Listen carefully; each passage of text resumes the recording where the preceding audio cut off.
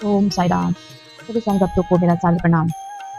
सभी भक्तों से सनम्र निवेदन है कि वो मेरे चैनल को सब्सक्राइब करें, लाइक करें, शेयर करें, कमेंट्स करें और ज़्यादा से ज़्यादा शेयर करें ताकि सभी तक ये कथा पहुँच पाए और मेरे चैनल को ज़्यादा से ज़्यादा सब्सक्राइब करें।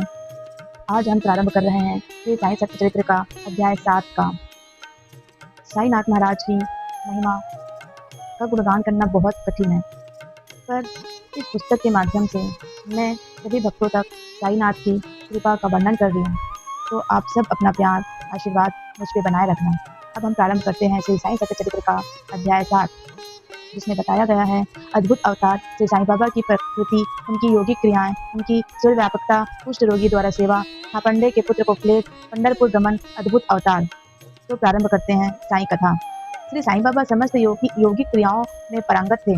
6 प्रकार की क्रियाओं के तो वे पूर्ण ज्ञाता थे। 6 क्रियाएं जिनमें धोती, एक 3 इंच चौड़े व 22 इंच लंबे कपड़े के भीगे हुए टुकड़े से पेट को स्वच्छ करना। दूसरा, अखंड योग अर्थात अपने शरीर के अवयवों को पृथक पृथक कर उन्हें पुनः पूर्ववत जोड़ना और समाधि आदि भी सम्मिलित हैं। यदि कहा जाए कि वे हिंदू थे तो आकृति से वे यवन से प्रतीत होते थे। कोई भी यह निश्चयपूर्वक नहीं कह सकता था कि वे हिंदू थे या यवन मतलब मुस्लिम। कोई भी यह निश्चयपूर्वक नहीं कह सकता था कि वे हिंदू है या मुसलमान। वे हिंदुओं का रामनवमी उत्सव यथाविधि मनाते थे और साथ ही मुसलमानों का चंदन उत्सव भी। वे उत्सव में दंगलों को प्रोत्साहन तथा विजेताओं को पर्याप्त पुरस्कार देते थे। गोकुल अष्टमी को वे गोपाल काला उत्सव भी बड़ी धूमधाम से मनाते थे। ईद के दिन वे मुसलमानों को मस्जिद में नमाज पढ़ने के लिए आमंत्रित किया करते थे। एक समय मुहर्रम के अवसर पर मुसलमानों ने मस्जिद में ताजिए बनाने तथा कुछ दिन वहां रहकर फिर जुलूस बनाकर गांव से निकलने का कार्यक्रम रचा। श्री साईं बाबा ने केवल 4 दिन ताजिया को वहां रखने नहीं दिया और बिना किसी राग द्वेष के 5वें दिन वहां से हटवा दिया। यदि कहे कि वे मुस्लिम थे तो उनके कान हिंदुओं की रीति के अनुसार सीधे हुए थे, और यदि कहें कि वो हिंदू थे तो वे सुनता कराने के पक्ष में थे। यानी नाना साहेब तेंदुलकर, जिन्होंने उनको बहुत समीप से देखा था, उन्होंने बतलाया कि उनकी सुनता नहीं हुई थी। साईं लीला पत्रिका श्री बी देव द्वारा लिखित शीर्षक बाबा मुस्लिम की हिंदू पृष्ठ 562 देखो। यदि कोई उन्हें हिंदू घोषित करे तो वे सदा मस्जिद में निवास करते थे, और यदि मुस्लिम कहे तो वे सदा वहाँ ध्वनि प्रज्वलित करते थे तथा अन्य कर्म जो कि इस्लाम धर्म के विरुद्ध है, जैसे चक्की पीसना, शंख तथा घंटा अनाद होम आदि कर्म करना, अन्नदान और अन्य धर्म कार्य पूजन आदि सदैव वहाँ चलते रहते थे। यदि कोई कहे कि वे मुस्लिम थे तो कुलीन, ब्राह्मण और अग्निहोत्री भी अपने नियमों का उल्लंघन कर सदा उनको साष्टांग नमस्कार किया करते थे। जो उनके स्वदेश का पता लगाने गए, उन्हें अपना प्रश्न ही विस्मित हो गया और वे उनके दर्शन मात्र से मोहित हो गए। अस्तु इसका निर्णय कोई न कर सका कि यथार्थ में साईं बाबा हिंदू थे या मुस्लिम। इसमें आश्चर्य ही क्या है। जो अहम व इंद्रिय यजनीय सुखों को तिलांजलि देकर ईश्वर की शरण में आ जाता है तथा जब उसे ईश्वर के साथ अधीनता प्राप्त हो जाती है, तब उसकी कोई जाति पाति नहीं रह जाती। इस कोटि में श्री साईं बाबा थे। वे जातियों और प्राणियों में किंचित मात्र भी भेदभाव नहीं करते थे। फकीरों के साथ वे आमिष और मछली का सेवन भी कर लेते थे। कुत्ते भी उनके भोजन पात्र से मुंह डालकर स्वतंत्रता पूर्वक खाते थे, परंतु उन्होंने कभी कोई आपत्ति नहीं हुई। ऐसा अपूर्व और अद्भुत श्री साईं बाबा का अवतार था। गत जन्मों के शुभ संस्कारों के परिणाम स्वरूप मुझे भी उनके श्री चरणों के समीप बैठने और उनका सत्संग लाभ उठाने का सौभाग्य प्राप्त हुआ। मुझे जिस आनंद व सुख का अनुभव हुआ, उसका वर्णन मैं किस प्रकार कर सकता हूँ। यथार्थ में बाबा अखंड सच्चिदानंद थे। उनकी महानता और अद्वितीयता का बयान कौन कर सकता है। जिसने उनके श्री चरण कमलों की शरण ली है, उसे साक्षात्कार की प्राप्ति हुई। अनेक सन्यासी, साधक और अन्य मुमुक्ष जन भी श्री साईं बाबा के पास आया करते थे। बाबा भी सदैव उनके साथ चलते फिरते, उठते बैठते, उनसे वार्तालाप कर उनका चिंतन किया करते थे। अल्लाह मालिक सदैव उनके होठों पर था। वे कभी भी विवाद और मतभेद में नहीं पड़ते थे तथा सदा शांत और स्थिर रहते थे, परंतु कभी कभी वे क्रोधित हो जाया करते थे। वे सदैव वेदांत की शिक्षा दिया करते थे। कोई भी अंत तक न जान सका कि श्री साईं बाबा वास्तव में कौन थे। अमीर और गरीब दोनों उनके लिए एक समान थे। वे लोगों के व्यवहार को पूर्णतया जानते थे और जब वे रहस्य प्रकट करते तो विस्मित हो जाते थे। स्वयं जानकार होकर भी वे सदैव अज्ञानता का प्रदर्शन किया करते थे। उन्हें आदर सत्कार से सदैव अरुचि थी। इस प्रकार से साईं बाबा का रूप था। थे तो वे शरीरधारी, परंतु कर्मों से उनकी ईश्वरीयता स्पष्ट झलकती थी। शिरडी में सकल नर नारी उन्हें परब्रह्म मानते थे। आज तक कोई उनको नहीं जान सका कि साईं बाबा क्या थे, हिंदू या मुस्लिम। उनका हमेशा एक ही उद्देश्य और एक ही नारा था, सबका मालिक एक, सब साथ में रहो, सब मिलजुल कर रहो, किसी चीज का भेद ना हो, किसी मनुष्य में, किसी प्राणी में किसी भी प्रकार का कोई भेद ना हो। ऐसे थे साईनाथ। बोलो साईनाथ महाराज की जय। अध्याय 7 में हम प्रारंभ कर रहे हैं दूसरी कथा, बाबा की प्रकृति। मैं मूर्ख मैं मूर्ख जो हूँ, श्री साईं बाबा की अद्भुत लीलाओं का वर्णन नहीं कर सकता। शिरडी के प्राय समस्त मंदिरों का उन्होंने जीर्णोद्धार किया। श्री तात्या पाटिल के द्वारा शनि, गणपति, शंकर, पार्वती, ग्राम देवता और हनुमान जी आदि के मंदिर ठीक करवाए। उनका दान भी विलक्षण था। दक्षिणा के रूप में जो धन एकत्रित होता था, उसमें उसमें से वे किसी को 20 रुपए, किसी को 15 रुपए या किसी को 50 रुपए, इस प्रकार प्रतिदिन स्वच्छता पूर्वक वितरण कर देते थे। प्राप्तकर्ता उसे शुद्ध दान समझता था। बाबा की भी सदैव यही इच्छा था कि उसका उपयुक्त रीति से व्यय किया जाए। बाबा के दर्शन से भक्तों को अनेक प्रकार का लाभ पहुंचता था। उनको निष्कपट और स्वस्थ बन गए। दुष्ट आत्मा पुणात्मा में परिवर्तित हो गए। अनेकों कुष्ठ रोग से मुक्त हो गए और अनेकों को मनवांछित फल की प्राप्ति हुई। पगों की पगुनता नष्ट हो गई। उनकी कीर्ति दूर दूर तक फैलती गई और भिन्न भिन्न स्थानों से यात्रियों के झुंड शिरडी आने लगे। बाबा सदा धुनी के पास ही आसन जमाए रहते और वहीं विश्राम किया करते थे। वे कभी स्नान करते और कभी स्नान किए बिना ही समाधि में लीन रहते। वे सिर पर एक साफा, कमर में एक धोती और तन ढकने के लिए एक अंगरखा धारण करते थे। प्रारंभ से ही उनकी वेशभूषा इसी प्रकार थी। अपने जीवन काल में वे गांव में चिकित्सा कार्य भी किया करते थे। रोगियों को निदान कर उन्हें औषधि भी देते थे और उनके हाथ में अपरिमित यश था। इस कारण से वे अल्पकाल में ही योग्य चिकित्सा विख्यात हो गए। यहाँ केवल एक घटना का उल्लेख किया जाता है जो बड़ी विचित्र सी थी। बोलो साईनाथ महाराज की जय। विलक्षण नेत्र चिकित्सा। इसी अध्याय में हम बताने जा रहे हैं एक छोटी सी उनकी चिकित्सा सेवा के छोटी सी कहानी का वर्णन कर रहे हैं। एक भक्त की आंखें बहुत लाल हो गई थी। उनमें सूजन भी आ गया। शिरडी सरीखे छोटे ग्राम में डॉक्टर कहाँ।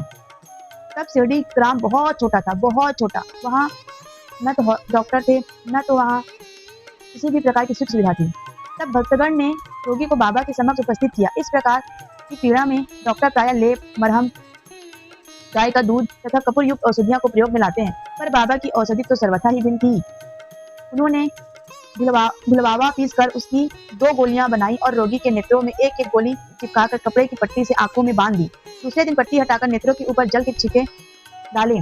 सूजन कम हो गई और नेत्र प्रायः निरोग हो गए। नेत्र शरीर का एक अति सूक्ष्म कोमल अंग है, परंतु बाबा की औषधि से कोई हानि नहीं हुई, वरन नेत्रों की व्याधि दूर हो गई। इस प्रकार अनेक रोगी निरोग हो गए। यह घटना तो केवल एक उदाहरण स्वरूप यहाँ दी गई है। बोलो साईनाथ महाराज की जय। बाबा की योगिक क्रियाएं। अध्याय 7 में हम दूसरी कथाओं का वर्णन कर रहे हैं। बाबा की योगिक क्रियाएं। बाबा को समस्त योगिक प्रयोग और क्रियाएं ज्ञात थी। उनमें से केवल 2 का ही उल्लेख यहाँ किया जाता है। धोती क्रिया मतलब आते स्वच्छ करने की क्रिया।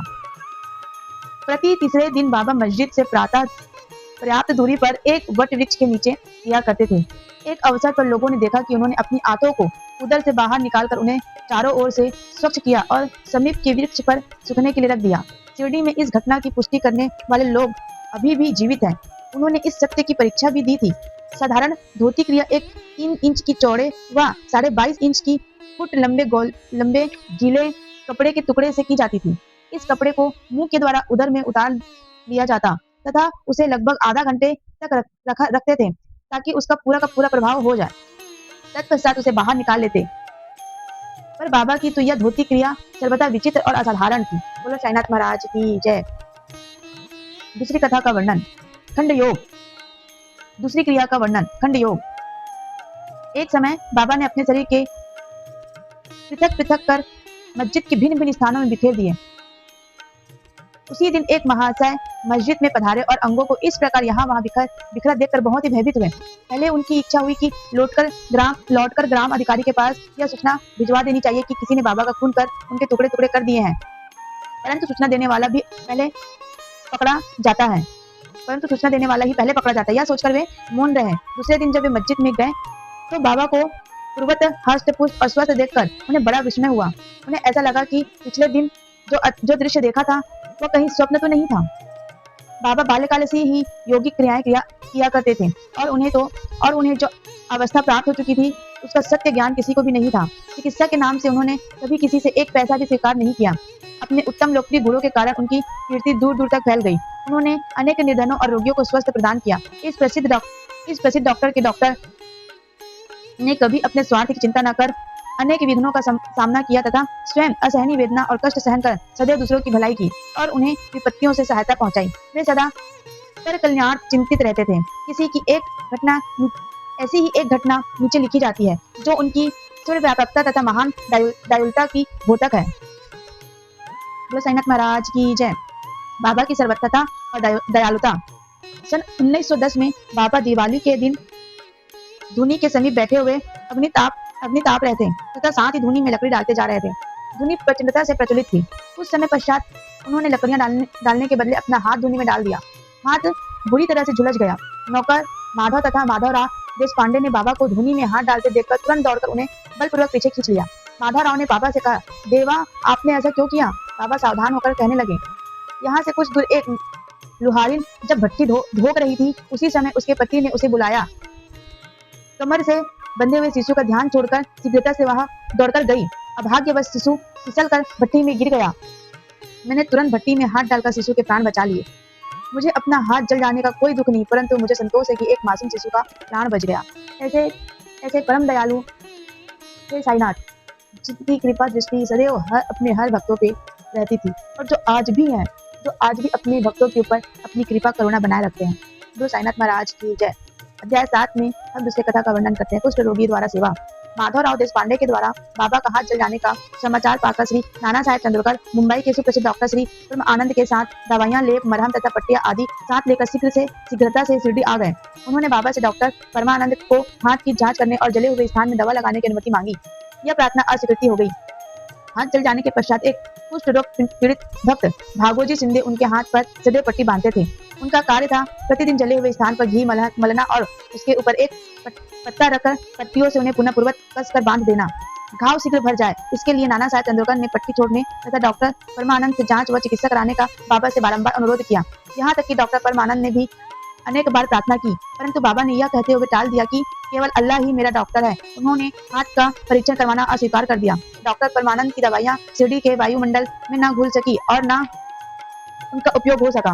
फिर भी डॉक्टर साहब का परम भाग्य था जो उन्होंने बाबा के श्री दर्शन का लाभ हुआ। भागोजी को दवा लगाने की अनुमति मिल गई।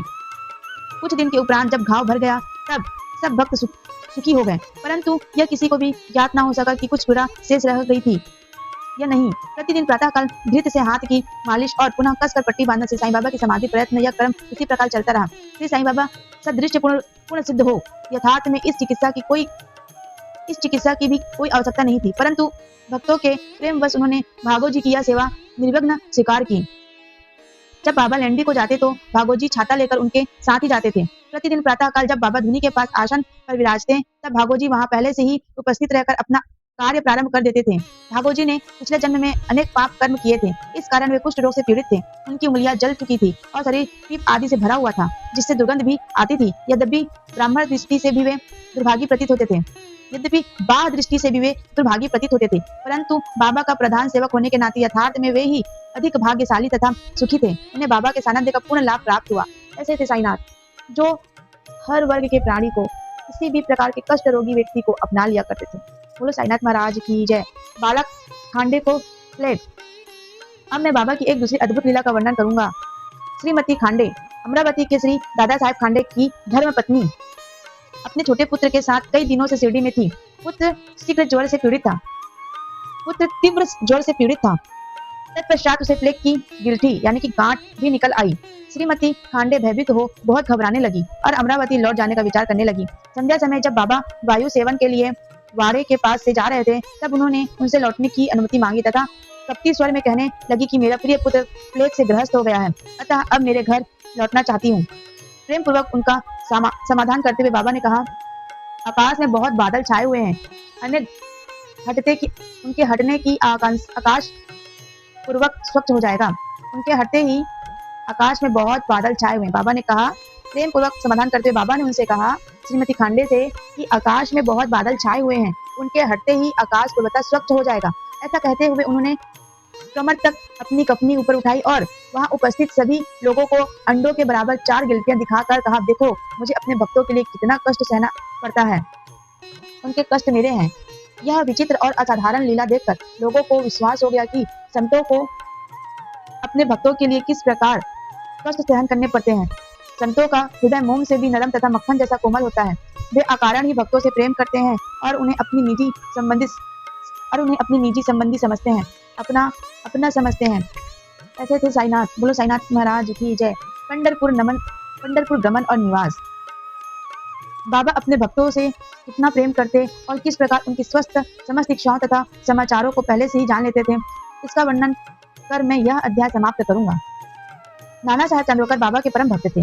वे खानदेश में नंदुरबार के मालतार थे। उनका पंढरपुर को स्थानांतरण हो गया और श्री साईं बाबा की भक्ति उन्हें फलदायी हो गई, क्योंकि उन्हें पंढरपुर, जो पृथ्वी का स्वर्ग है, सदृश ही समक्षा जाता है, उसमें रहने का अवसर प्राप्त हो गया। पंढरपुर स्थान, जिसको पृथ्वी में स्वर्ग के समान समझा जाता है, उसमें उनको रहने का अवसर प्राप्त हो गया। नाना साहेब को शीघ्र ही कार्यभार संभालना था, इसलिए वे किसी को पूर्व पत्र या सूचना दिए बिना ही शिरडी से चले गए। वे अपने पंढरपुर यानी कि शिरडी में अचानक ही पहुंचकर अपने विठोबा यानी कि बाबा को नमस्कार कर फिर आगे प्रस्थान करना चाहते थे। नाना साहेब के आगमन की किसी को भी सूचना न थी, परंतु बाबा से क्या छिपा था, वे तो सर्वज्ञ थे। जैसे ही नाना साहेब नीम गांव पहुंचे, बाबा पास बैठे ही महालसापति अप्पा सिंधे और काशीराम से वार्तालाप कर रहे थे। उसी समय मस्जिद में शांति छा गई और बाबा ने अचानक ही कहा, चलो चारों मिलकर भजन करें। पंढरपुर के द्वार खुले हुए हैं, यह भजन प्रेम पूर्वक गाएं। सब मिलकर गाने लगे। भावार्थ था, मुझे पंढरपुर जाकर वहीं रहना है, क्योंकि वह मेरे स्वामी का घर है। बाबा गाते जाते और भक्तगण उसे दोहराते जाते। उस समय में नाना साहब ने वहां सुकुटुंब पहुंचकर बाबा को प्रणाम किया। उन्होंने बाबा से पंढरपुर पधारने तथा वहां निवास करने की प्रार्थना की। पाठकों, अब इस प्रार्थना की आवश्यकता ही कहाँ थी। भक्तगण ने नाना साहब को बतलाया कि बाबा पंढरपुर वास के भाव से पहले से ही थे। यह सुनकर नाना साहब द्रवित हो श्री चरणों पर गिर पड़े और बाबा की आज्ञा, बुद्धि तथा आशीर्वाद प्राप्त कर वे पंढरपुर को रवाना हो गए। बाबा की कथाएं अनंत है। अन्य विषय जैसे मानव जन्म का महत्व, बाबा का भिक्षावृत्ति पर निर्वाह, बैजाबाई की सेवा तथा अन्य कथाओं को अगले अध्याय के लिए शेष रखकर अब मुझे यहाँ विश्राम करना चाहिए। श्री सच्चिदानंद सद्गुरु साईनाथ महाराज की जय। ओम साई राम।